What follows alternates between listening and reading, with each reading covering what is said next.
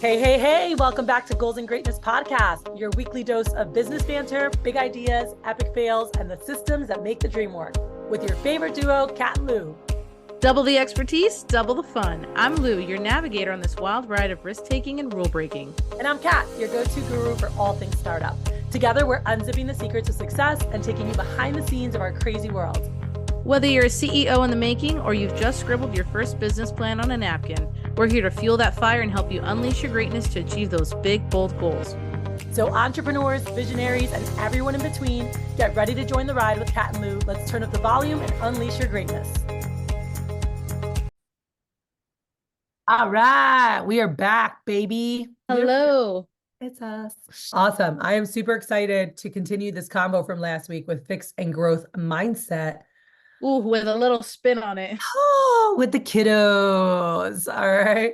So I think this is, if you're not around children ever in your life or want to be, then probably skip this episode. But if you have nieces or nephews, if you are around children, maybe people that work for you have kids, or you personally have children, I think this is huge, because maybe they're not your kids, but there's so much that you can do to help others around you, So anyway, I just want to make that disclaimer so that if you're like, I don't even like kids, I'm like, well, then just skip this episode. No, if I can make just one more disclaimer, everything that we're sharing here today, I've got two kids. I've got an almost 5-year-old and I have a 3-year-old. Kathy's about to be mama of 3. And I want to let you know that number one, I'm not perfect. I'm sure Kathy will say the same. It's not. I wasn't saying that about her. I was saying that about me. My laughter. Oh, I got it. Yeah, no, so we're definitely not perfect, but I feel really blessed to have people in my life who adopt growth mindset practices, and we'll be able to share things that we are implementing that work. 70% of the time, children are also wildly unpredictable. Yeah. And sometimes it gets to you and not every day is perfect. So just wanted to make that disclaimer as well. I don't want anybody to have some kind of fantasy in their head that every day goes well and every day is without tears, because that couldn't be further from the truth. That's so true. And just in case you were wondering, yes, I've been sick for 4 months straight. We don't know what's going on. Pregnancy has killed my immune system. I have a sinus infection now. All right. Anyway, everyone's like, is this woman always blowing her nose? I'm like, yeah. She's pregnant, people. January 1st. Yeah. And I'm really excited about this because this is something that, oh my gosh, can test you through the moon, especially if you are someone like Mary Lou and I, who really have leaned into personal growth and development, have had a growth mindset for most of our adult lives, and we just think a certain way and do a certain, and all of a sudden you have these little things, these little creatures called children. No, I'm just kidding. I love my kids. But it's so crazy because I guess you hear and know it, but until you experience it, I don't know that you understand how different kids can be. So there's not like one size fits all, right? In terms of how you teach, how they learn, how they accept, how they're disciplined, how they feel loved. We can just go on and on. There's just so many things, but as I've watched, I think for myself, watching people that I adore, mentors of mine, and watching them raise kids, watching them talk to kids, and just what they implement, in their children. It's been really beautiful to watch over the last 10 years, 10, 15 years. And so I think a lot of that's prepared me, even though I definitely lose my shit, here and there. And I'm like, okay, this is not good. But here's the cool part is that when you know and you're aware, you can make the switch, right? It's not that you're not going to make mistakes. It's not that you're not going to say something that might not be super empowering to help your kids be at their best, but when you mess up, you know it. And you know that you messed up because it's not how you want to talk, how you want to act and react, and I've caught myself in different moments grabbing my son and hugging him and saying, baby, I love you. I'm so sorry. Mommy didn't mean to talk like that, or to do this. And I'm being able to correct that, right? And teaching them that, right? Because they're also you think he's going to do it perfect. He'll say something and it's like, hey, let's try that again, right? And modeling that behavior of hey, even when we don't act in alignment with how we know we should or we want to, and we have a sudden outburst or certain feelings or whatever it is, that's okay. We're human. But the growth part of it is that you notice and you step back and go, you know what, actually, I didn't want to say that like that, or, and they start doing that, and it's really freaking cool. So, Yeah, I feel like one of my catchphrases every day is I tell my 4-year-old who's about to be 5, I'm like, what's a nicer way we can say that? Or what's a better way we can say that? And then sometimes he'll look at me and he'll go, hey, mom, can I have this, please? Or, whatever. Because like their first thing is to be like, hey, give me this, or mom, give me lunch, or mom, give me a cookie. And I'm like, what's a nicer way we can say that? So it's little things like that. And I think one of my biggest lessons has just been learning like that you are going to have to repeat yourself 500 times, and to just talk to yourself, to not let it get to you, because we even said it in, I think, our last episode, is sometimes like as adults we need to hear things multiple times to retain it, and kids need it even more. They need to be reminded all the time on how to do certain things, and they really do just become mini versions of you. So even when you think they're not noticing and you think that they're not listening, they absolutely 100% are. It's like when I got the chills for a second. When my son was little, I'm talking like, a young 3, like he had just started really speaking full sentences. And it was like when they're super young and you only have one, you like forget that you can't curse and stuff because you're like, oh, they're not even talking yet. I remember one day he comes in and he goes, something fell on the floor, and he's like, oh shit. And I'm like, we all turn, what did you say? It's like you don't even realize that they're picking up the things that you say. Needless to say, we don't curse anymore because that would be an issue. But yeah, they're just always listening to you. And I love what you said about like coming and correcting them and your mistake, and letting them know that like you are human. Because I feel like what in the world we grew up in, it was always like you always think your parents are perfect, then you grow up and you're an adult and you realize that they never were, because they're human, right? And then people live with like resentment or hate, and it's like, hey, my mom was younger than I was when I had my kids, and my parents were literally kids raising kids, Right. and that's okay. But I think now where we have learned in our generation is like, own up to your mistake, be humble about it, let them know, how to be better. Yeah. And the 1000% on everything that you just said, and I remember thinking that too, like, oh, they know everything. And then you get older, like, nope, they were just doing the best they could. That's really like what we can all do, and what's great is like as we become more conscious as a society and people understand like nurturing a growth mindset in children, like it is essential for fostering resilience, for creating that love of learning and a willingness to embrace challenges versus feeling completely defeated, right?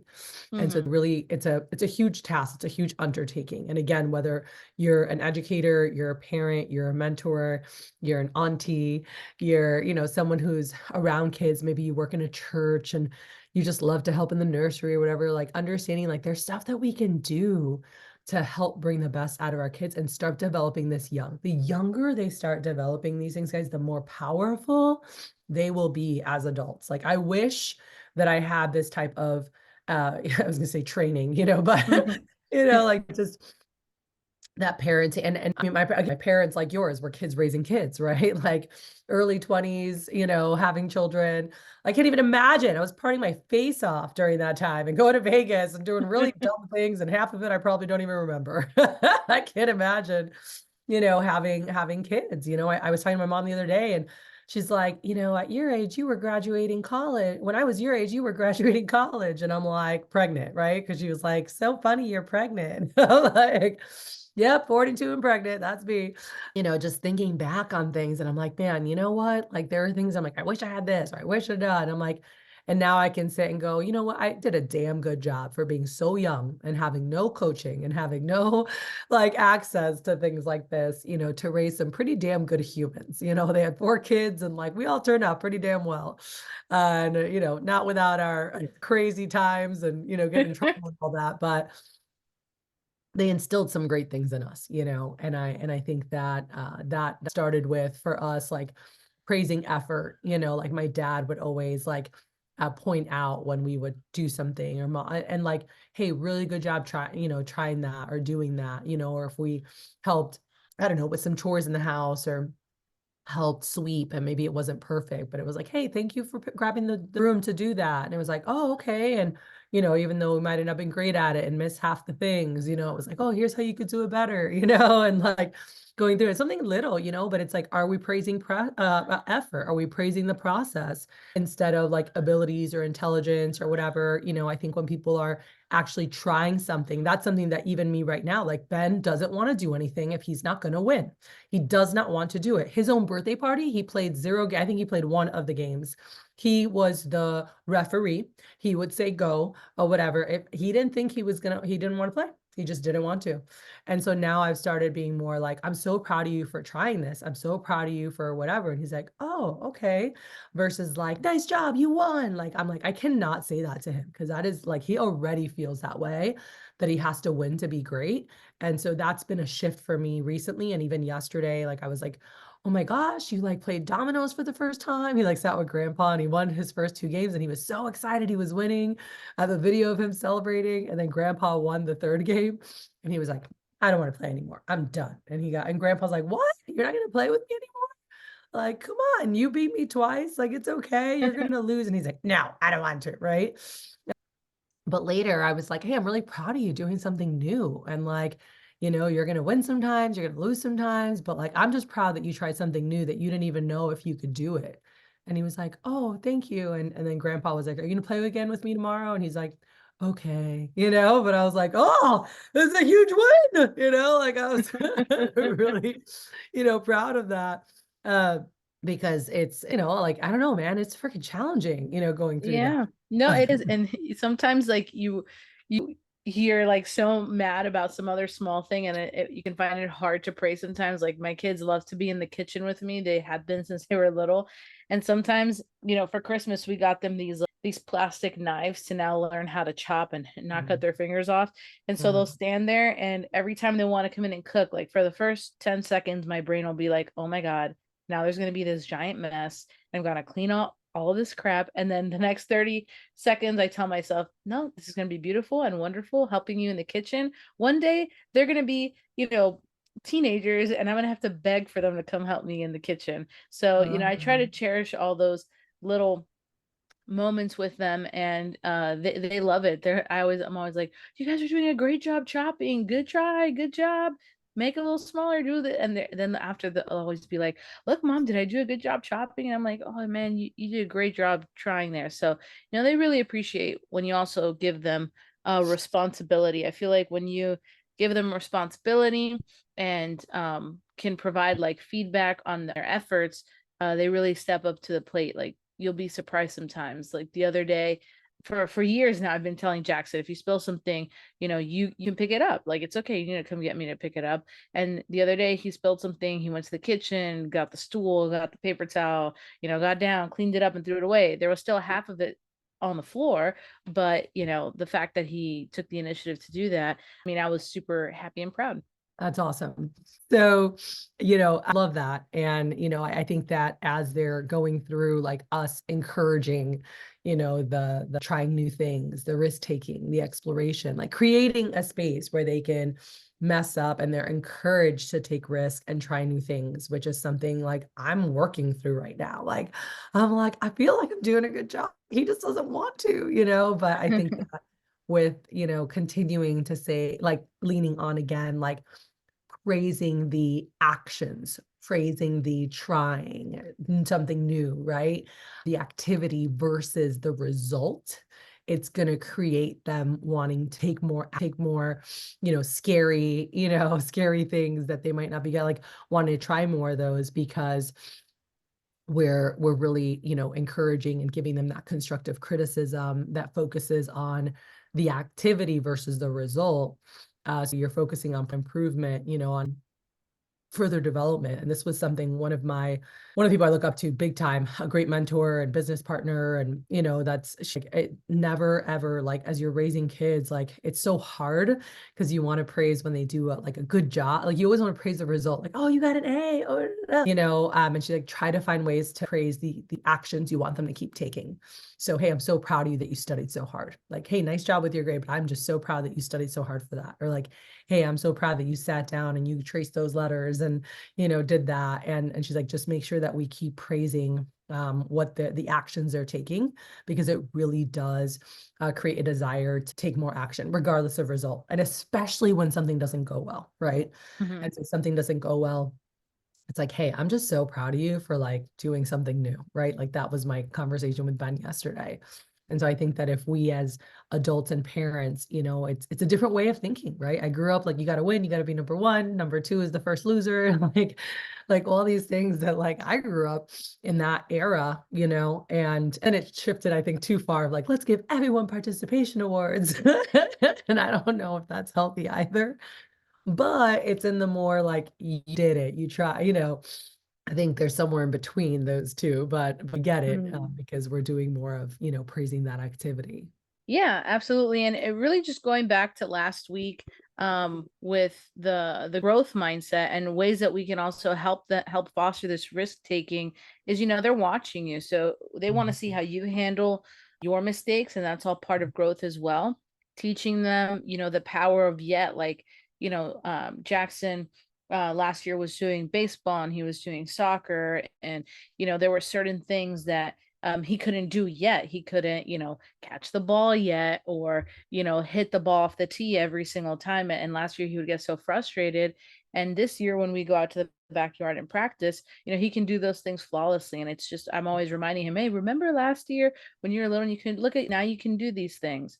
Right. So just making sure you're promoting the power of yet and the growth mindset language. Like never, for a while, I heard them saying like, "Oh, I can't do that," or "I can't do this." And it's like, "Hey, let's try." And like I'm always promoting them trying. Like it's okay if you don't get it done, but at least try, right? And like Jackson and PK, both of them are super into Legos, and 90% of the time the Legos are not for their age. It's like for a 7-year old or an 8-year old.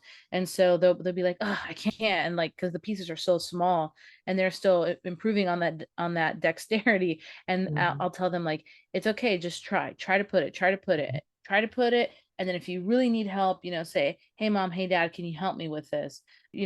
Just trying to promote that to help them change that language of I can't to I can.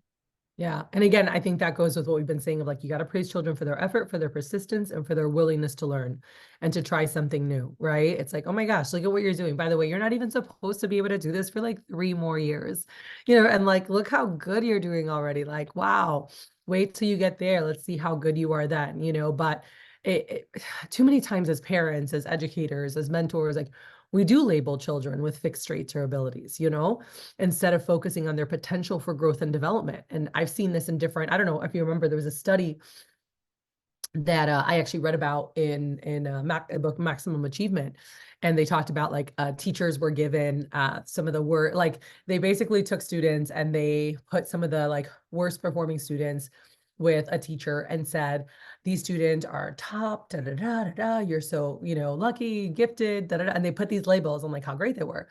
So of course the teacher spoke to them in that way and treated them that way, and these kids had unbelievable results. By the way, they were the lowest from their class, and vice versa happened. They put the lowest with a teacher and said, these kids are really slow learners and da, da, da, da. And they spoke to them and treated them in that way. And guess what? They got some of the worst. And so it like flip-flopped. And it's just so wild because it's like, what are we speaking into existence? What are we pouring into the kids? What belief do we have that's passing on to them and creating their reality, right? And so don't forget that a lot of like how we label them, how we talk to them, what we do, and talking to them as this is something in our company we always talked about, like, see people where they could be versus where they are now, right? And so that's the same thing with our kids. And are we making that known? Are we vocal about that, to help really guide them? And I think that if we do that and we really look for ways to find those opportunities for peer support, for collaboration, for mentorship, and yeah, I mean, there's great communities of people that are like-minded. Sometimes I think that we can feel alone, and in certain areas you might be a little bit more alone than others. But thank you, internet. Now there's so many things, groups, like even on Facebook, right? Like mommy groups and things like if there's a certain style of like teaching or guiding people or conscious parenting, I mean, there's groups out there that you can connect with. And hopefully in some of those groups, you can even find someone that's within 30 miles of you that you can meet with once or twice a month and grab coffee and share stories or have the kids play together and do things and start building a community of others who are like-minded, who talk to their kids the same way. Cause that was really hard for me, Mary Lou. Like being here in Houston and moving here, I'm like, oh my gosh, like these, even I, had friends that we love hanging out with. I don't love how they parent their I don't love how they talk to their kids.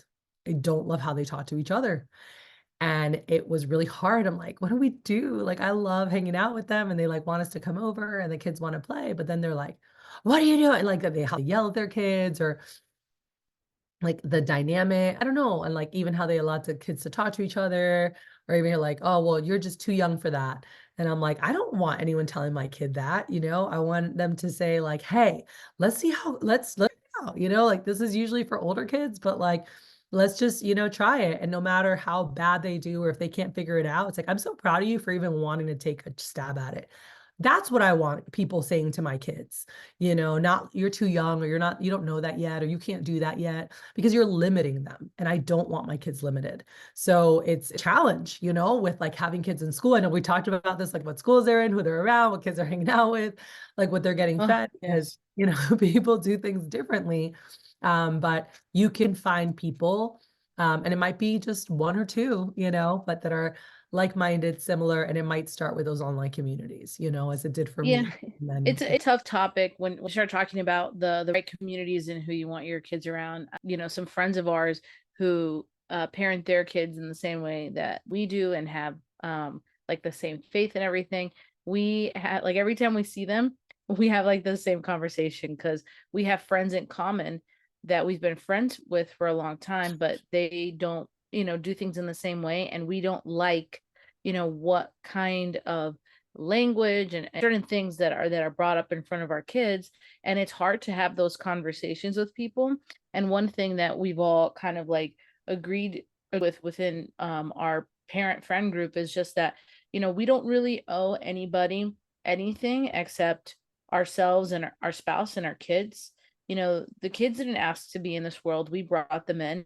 And so it's our responsibility to put them in the best environments possible, what we perceive to be the best environments possible, because that's going to be for everybody. And if that doesn't include somebody that has been in your life for a long time, despite like any amazing relationship that you might have had, then that's what it's going to be. And so there are certain people where now like I'll hang out with them, but maybe not like with my kids, or if I'm there then it's okay. So it's just it's also having a difficult but hard conversation with yourself and your spouse about who do we not need to hang out with anymore. That's tough. That's a really tough thing to do, but it's so necessary because you owe your kids that. yeah, absolutely. Well, I've got a question for you today. What is it? What is your favorite thing to do with the kiddos? Like, just if you're like, I'm gonna just do something fun with them, what's your favorite thing to do? Well, we love to, most parents don't like it, but we like to road trip with our kids. That's like the fun thing to do now as a family. But just me and the boys cook. We love to cook together. What about you? I love it.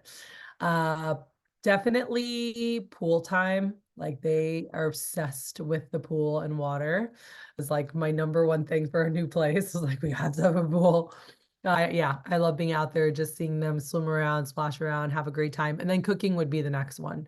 Ben loves to bake, and like be involved in the kitchen. So I love being able to do stuff with him. So it's a good time. It's so different. Yeah.